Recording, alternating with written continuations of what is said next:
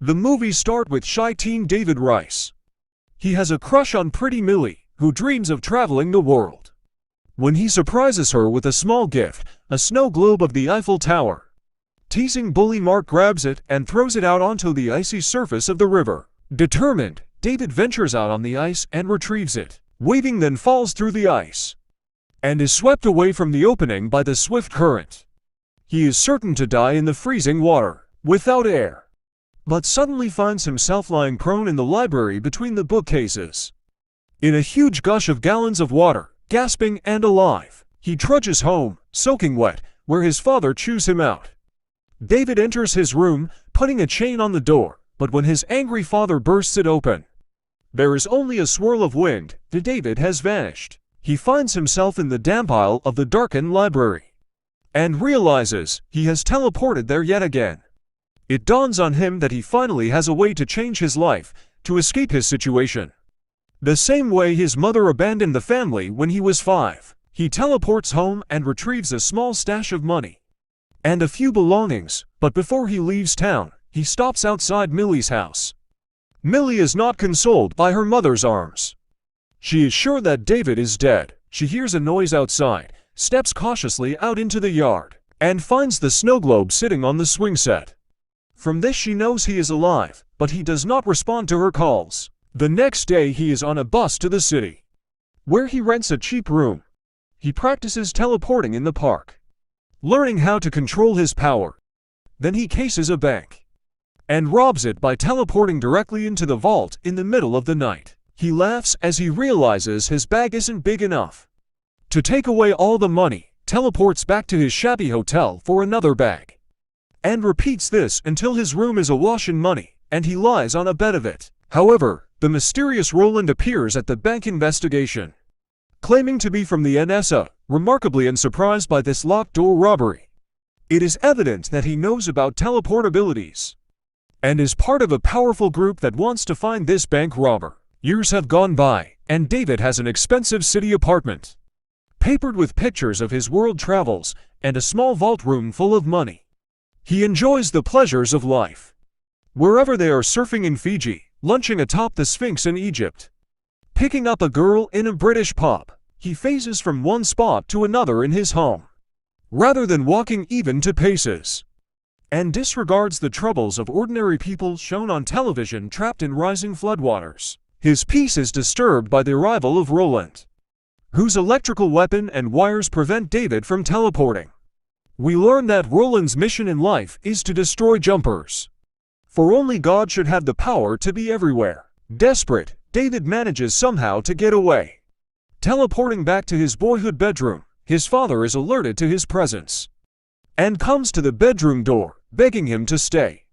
David teleports away as his father forces the door open. His idyllic lifestyle disrupted, he decides to see his lost love, Millie. He finds her still in the same town, working at a bar. His old nemesis Mark manages to start a fight once again, and in a rush David teleports with him into a bank vault, then leaves him there. Returning to the bar, he asks Millie to go with him to Rome.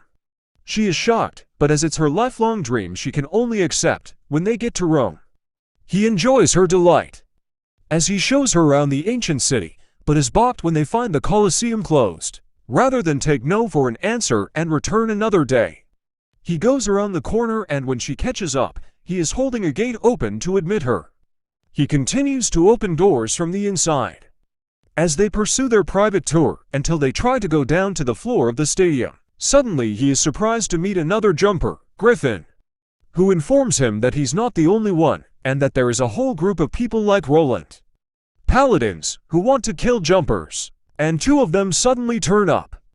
Griffin is prepared to fight their methods, and eventually subdues the attackers and teleports away. David follows Griffin's teleport to his lair, asking questions. He is bewildered, and Griffin's brief explanations, such as explaining he will drop a paladin into some sharks, do nothing to enlighten him. Griffin explains that David cannot afford to have a girlfriend, family, or friends, that they are all dead, that the paladins will kill them to get to him. David returns to Millie and agrees to leave, and they get away from officials inside the Colosseum only to be detained outside. David doesn't jump. He tells Millie to go back to the hotel, but she refuses. Hours later, David is still being questioned by the police, who are holding him and his passport until some other authorities arrive. Suddenly, a woman appears, telling him to get out and abandon his girl, telling him how many minutes he has to escape. He recognizes her from his childhood pictures, though she is his mother. He finds Millie and takes her to the airport, then explains sorrowfully that he cannot go back home with her. In the meantime, Roland has been brought in to talk to Mark, whom David left in a bank vault. Mark, exhausted from repeatedly telling his story to disbelieving officials, explains who David is, where they are from, everything he knows. Seizing this opportunity, Roland visits David's father. David returns to ask Griffin more questions, and this time the risk to his family sinks in. He teleports to his childhood home and finds his father on the floor, dying. He teleports his father to a hospital emergency room, trying to get help for him. He teleports to see Mark in jail, asking what he told Roland. Mark says he told him everything. David realizes that Millie will be in danger as soon as she gets off the plane in the USA, but when he asks Griffin for help, Griffin refuses. David follows Griffin through jumps, trying to convince him. Griffin swipes a car and they ride together, Griffin teleporting the car through traffic as it suits him. They exchange some bits of information. The Paladins killed Griffin's parents when he was 5, and David's mother left when he was 5. David asks about teleporting the car, and Griffin laughingly tells of a jumper who tried to teleport a building. He died in the attempt. Finally, Griffin agrees to help David for a limited engagement.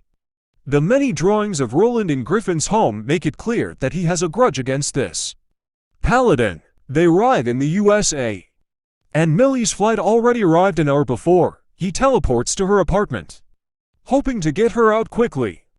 But Roland and his attack squad arrive before he can begin to explain. He manages to teleport her to Griffin's lair, and Griffin chews him out for it, because Roland can directly follow his teleport.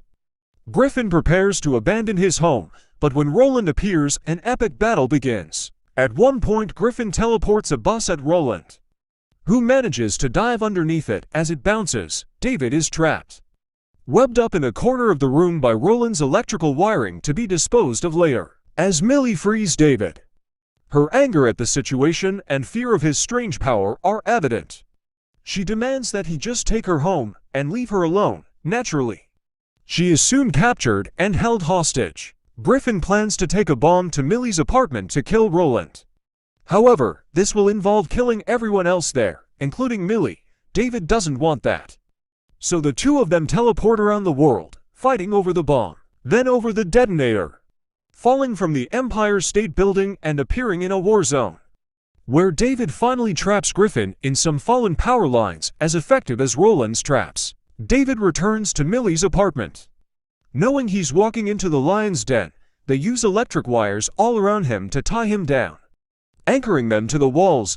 David has Millie move close to him, and, remembering Griffin's story, David doesn't try to move the whole building, just the parts attached to the anchor wires. As he uses his power, the building begins to rip apart, and the roof shatters as the apartment disappears out from under it. Then David teleports Roland to a cave and leaves him there, saying he should be grateful he didn't drop him at the sharks.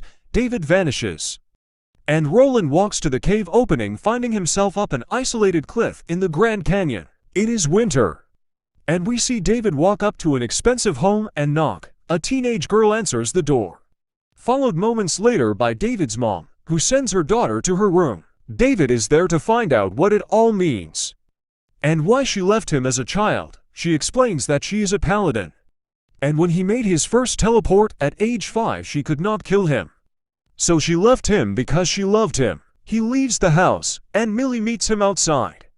He asks where she wants to go, and she says, "Surprise me." They teleport away, and the movie ends. Thanks for watching. Hope you enjoyed. Don't forget to subscribe for more.